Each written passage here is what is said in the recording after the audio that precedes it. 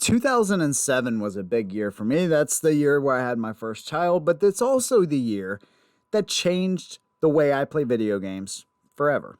2007 introduced a game called COD 4 Modern Warfare, and this was really my first experience with any kind of PvP multiplayer experience. Up until this point, I had only played single player games.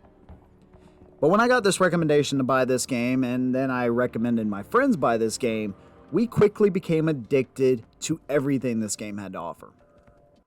Not only could you get on here and hang out with your friends, wreck other teams, or get wrecked yourself, we always seemed to have fun. And yeah, there was a ton of trash talk. It sound good. Yeah, okay. Good. I wish you would. You ain't gonna say nothing, no. You ain't gonna tell me your name. You ain't gonna tell me where you're from. All you got to do is say that. I'll skip trace you. Every day, literally every day for a year, Call of Duty is what I played. I don't know that I played too much else outside of that, man. And I spent a bunch of time in this game. And it was cool because not only were you just playing the game to play the game, but we also had achievements that felt like you were actually achieving something. Get this notification across the screen.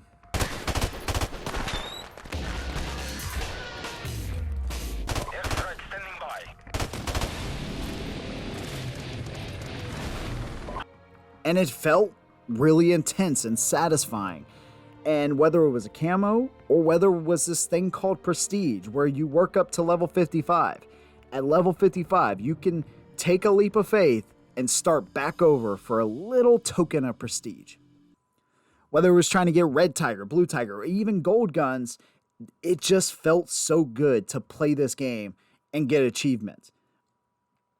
And that's one thing I noticed, man. Let's talk about the interface here, because this sound right here is something I heard for an entire year straight.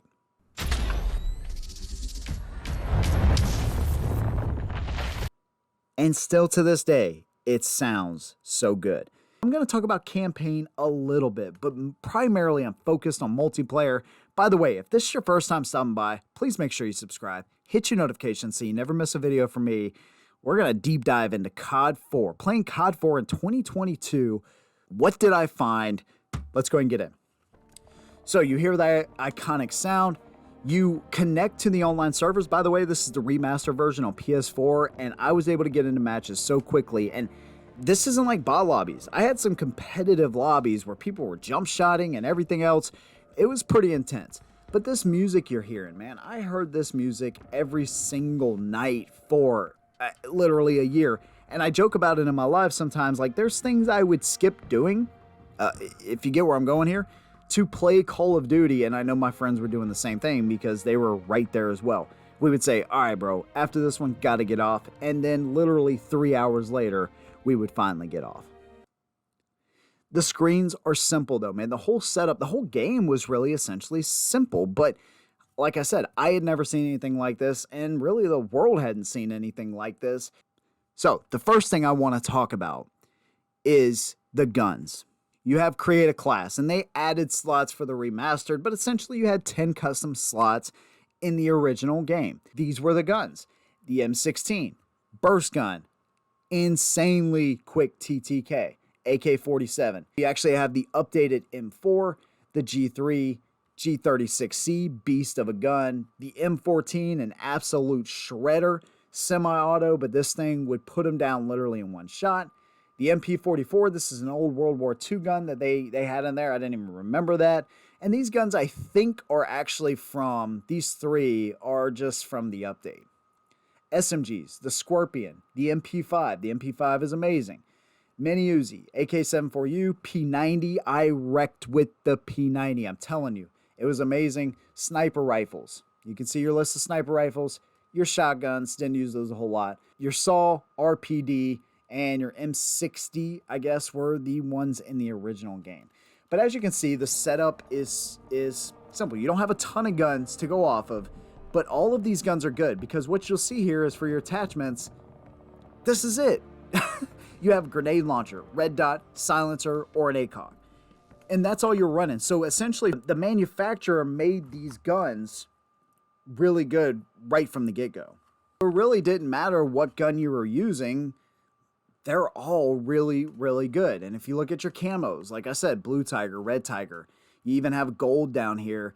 These were what we were really working for. It didn't feel oversaturated when you were leveling up a gun. It just felt like when you got that achievement, you got 75 headshots or 100 headshots, you knew you had worked your butt off for it, but it was actually worth it. Sidearms, same type of deal. I'm not going to go through all of these, but they're, again, super simple, right? Attachments, boom, that's it. Let's talk about the perks here really quick. You have your flash and stun smoke grenades. Perks. A lot of these things we still use to this day. Now you have like special grenades and, you know, things like that. Bandolier, frag times 3. Dude, I'm going to talk about actually playing the game and grenades here in a little bit. This is a ridiculous perk though. Stopping power, juggernaut, UAV jammer, sleight of hand, overkill. Do any of these sound familiar? They should. Last stand. This is one of those perks that would absolutely piss people off in death chat. I used to love using it. I used it a little bit here too, and it got me some kills for sure. Martyrdom. You ever really want to have revenge on an enemy and not use last stand? Well, here's another revenge type perk. You can drop a live grenade upon death, and yes, I died from this quite a bit. So the guns, the perks, the achievements you can get along the way makes this game really good. But without this key component, this game wouldn't have gone as far as it did. And what we need to talk about next are the maps and the types of games that you could actually play on these maps. There was so many different types of location. I mean, look at the list of the maps we had to choose from back then. Tell me that this wasn't the best option for multiplayer maps, maybe besides Modern Warfare 2. Modern Warfare 2 had a lot of good ones too, but check out this catalog of maps. Backlot, Block, Bog. Bog is awesome. Broadcast. Now, these are kind of add-on maps. Chinatown, Broadcast, but then you had Countdown, Crash. Creek was another add-on. Crossfire, District, Downpour, Kill House, Overgrown, Pipeline, Shipment, and we can keep on going down the line. Vacant, Wet Work. There were so many different locations, and they all felt really different. So, yeah, it is essentially 3 lanes, like Crash. And by the way, they had Winter Crash. I don't know when they did this. I don't know if this is just a remaster thing. Love it. Winter Crash, I love it. So yeah, it's a 3-lane map, but you have a crashed helicopter in the middle. So it kind of breaks up this long alley that you have on the right-hand side of the map, and then there's buildings that you kind of navigate on the left, and then this helicopter right in the middle. Vacant. So you have this entire area outside with containers and all this kind of stuff, and then you have the main building as well. And there's fights happening all over these maps. There are some central locations that a lot of people kind of get into fights in, but there can be an engagement pretty much anywhere on these maps. Pipeline, another map. There's quite a few buildings and places to fight. Overgrown. This is an area where you have dried up creek beds, and then you have, houses with holes blown in the side of them with ladders on the outside that you can kind of camp in if you want to. And there's sniping lanes, and then there's some assault lanes, and then there's some close quarter combat as well. Downpour happens in the middle of a freaking thunderstorm. This is one of my favorite maps of all time. Can literally fight inside of the broadcast station that was in single player. Bog, this is another one that just has buildings on the right hand side and an open area on the left hand side, but there's tanks and there's a bus and a variety of buses there that you can kind of work around. So yeah, they are 3-lane maps, but at the end of the day, there's such a wide variety of locations and different ways you can kind of navigate most of these maps. Look, you do have maps just like Wet Work, which if you are playing domination and you're on a team that is aggressive to get to the B flag, you can get spawn trapped super easily on this map. So they're not perfect, but it's just a good variety of the maps here. And can I really make this video and not mention Shipment? Shipment has been a staple in pretty much every Call of Duty since this one came out, and it's pretty much a fan favorite. If you want to drop 100 kills and make your progress to getting red, blue tiger, or even gold quicker, you play Shipment. The maps and locations seriously set this game apart. Now, as good as the maps are and as good as the guns are, the types of games are equally important, and this is where this game just got all of this stuff right. Team Deathmatch has been a staple in pretty much every PvP for the past 20 years or whatever it's been. Team Deathmatch pretty much is in every single game, right? But you had modes like Free For All, Search and Destroy. This is a really fun experience. You get like 500 or I forget what the XP was, but it was a lot of XP per kill because if you get killed, you die and you have to wait until the next match. But the point was, you literally destroy or defuse or protect your objective. So you either want to destroy the enemy's objective or defend your own objective. And dude, I cannot tell you the pressure felt on you as your whole team was watching and the other team was watching their guy. If it's just you versus one other person, or worse, you versus two other people or even three other people, and you're trying to set that bomb while at the same time keeping an eagle eye out on everything going around you, man, you're talking about blood pressure spiking, dude. It was really that intense in Search and Destroy. And that's what I always loved about that game, is just how intense that can be. If you think Warzone is kind of stressful when you have 5 or 6 people watching you, man, this was just like that. And it felt like it was times 10 because, man, it's like your whole team is dependent upon you to destroy this thing. Domination, one of my favorite all-time game modes here. And it's one of those game modes because Team Deathmatch is so quick. Domination, you could just rack up kills. If you and your team were jiving, man, you could rack up kills, capping the flag. Can't tell you how many times we had to explain to people, don't cap all 3 flags.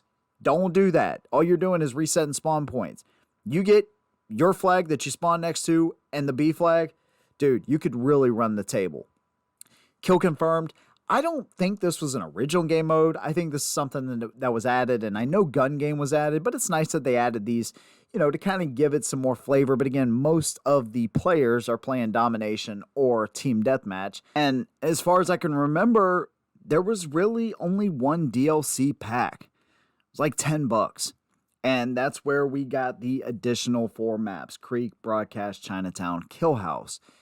And those maps in and of themselves were really good. So the point is that the gun plus the types of games plus the maps as a combo made this game and this experience a lot of fun for an entire year. Can you imagine playing Call of Duty now for an entire year and all you have is one DLC pack? That's it. But the game is so fun that you're not looking for anything else really.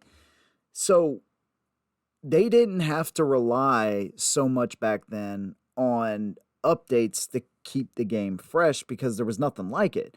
They didn't have Warzone to back them up. It was multiplayer, and that was pretty much it. The 6-hour campaign wasn't going to carry this game and give it the type of fan base that it has today, and it's had for the past, 15 years. When I first started this up, man, and I got into a match, by the way, I got into my matches super quick. The first thing I tried to do was slide cancel.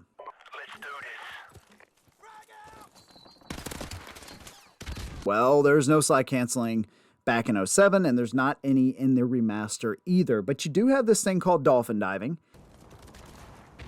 You can jump shot and you can drop shot. Playing the game now feels... You can definitely tell this game, although it's aged well, the movement feels pretty stiff. There's no doubt about that. The guns essentially have... There's not a lot of recoil unless you have like the AK, and there is some different levels of recoil, but like with the M16, you hit them twice, which again, it's a burst weapon, you're going to get that kill. The MP5, 4, 5, 6 shots, whatever it is, you're gonna get that kill. All the guns feel pretty solid right out of the gate. I didn't get them all unlocked, but all of the guns are pretty dang good because you don't have any attachments to really counter a ton of recoil, so they had to make the guns really good. Playing the game felt pretty smooth, and overall, man, I would say from the way the guns feel to the sounds, it was really just kind of a basic experience. Like if you take the new Modern Warfare where they took a lot of time to make sure that the guns were spot on as far as sound and feel and all of that. Again, this is kind of a basic feeling game when you compare the two.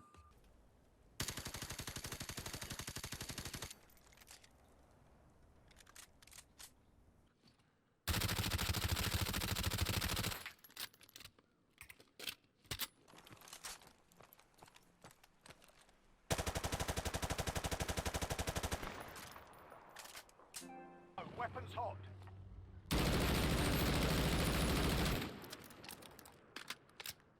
Getting kills still felt really good, and I just played regular domination or regular team deathmatch, man, and I forgot how quick the TTK is. But when you get on a run and you get a UAV, UAV recon standing by.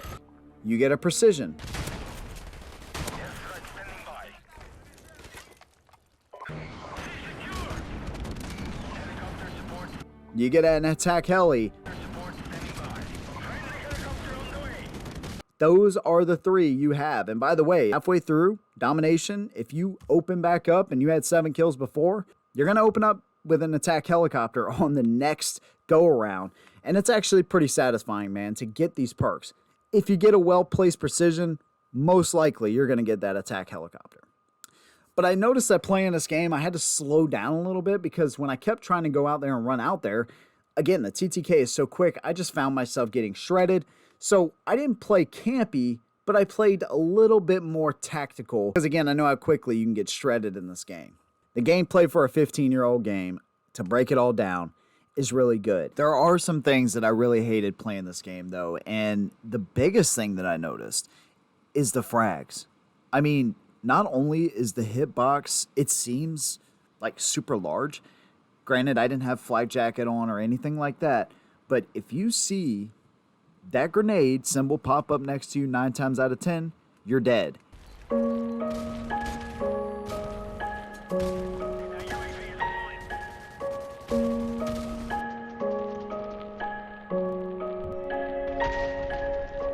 And players have the ability to run 3 times frags. Totally ridiculous, man. I am so glad that they do not, that they limit lethals and tacticals in the games today, because this was something that was annoying then and it's annoying now.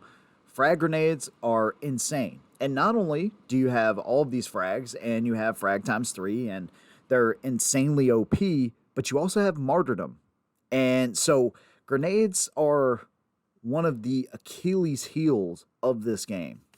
Also, the movement by today's standards, it feels stiff, right? It's not as polished as today's game. Again, I'm looking at it through the lens of now, right, to then, and there is some nostalgia there.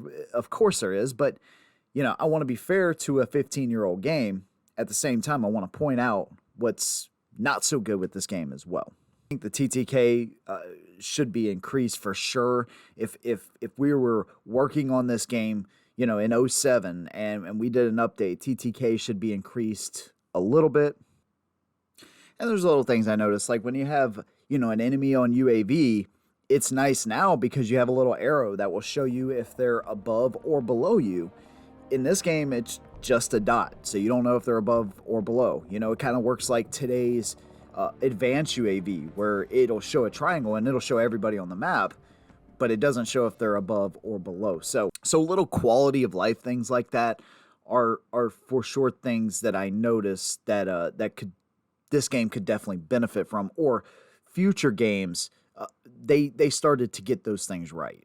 And some of the choke points in some of the maps, and this has kind of been an issue throughout Call of Duty's history, is you have these different choke points, and if you're on a really strong team, you can make people on the other team quit or get super pissed very quickly, because some of these maps, the way they're designed is, wet work is another one I'll kind of bring up, is so one-sided, especially in like games like Domination.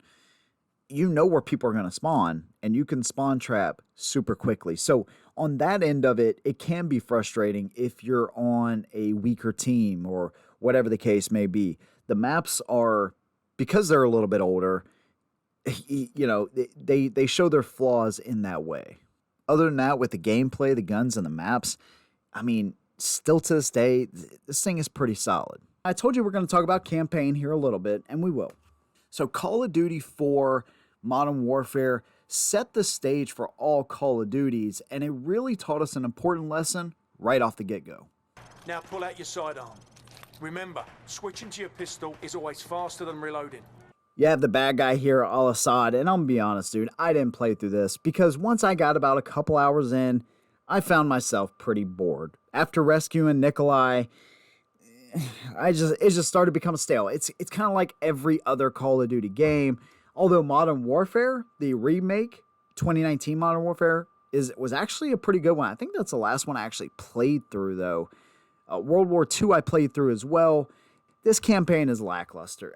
It really is in today's standards. And even playing it again, I thought maybe after all these years later, I would go through it and be kind of excited. I just don't like Call of Duty campaigns. They don't excite me. It's got QuickTime events that aren't really QuickTime events. It's more just kind of like watching an interactive movie a little bit, but it's very wash and repeat.